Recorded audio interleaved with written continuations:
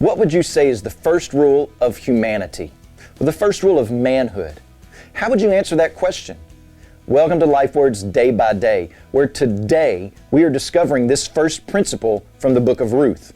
Ruth chapter 1 verse 1 says, "In the days when the judges ruled, there was a famine in the land, and a man of Bethlehem of Judah went to sojourn in the country of Moab, he and his wife and his 2 sons, and the name of the man was Elimelech."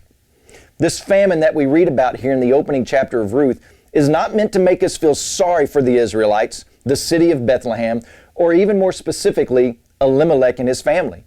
The details are to help us understand exactly what was going on.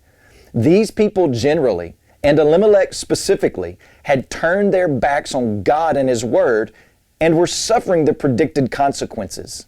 And what makes the specificity of this event ironic is that the name Elimelech means God is my king. Elimelech had betrayed the first rule of manhood, and that is that we are to serve the king. Where do I get this first rule?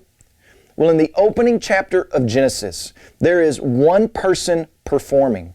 There is one person creating. There is one person speaking and giving commands and making declarations, and it's Elohim, Almighty God. Everything else is in subjection to Him.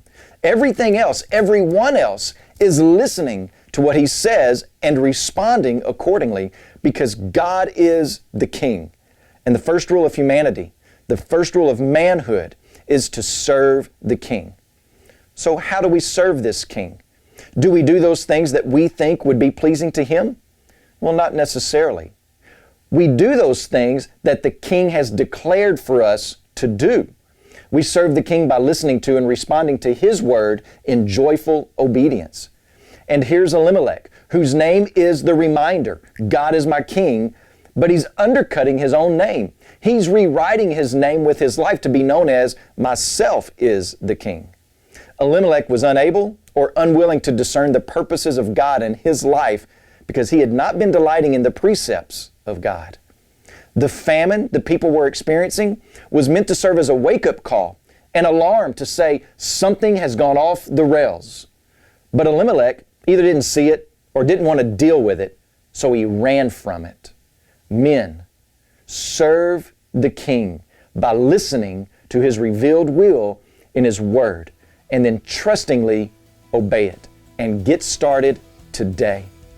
As you pray today, please remember Angel Colon and his family, our missionaries in Louisiana.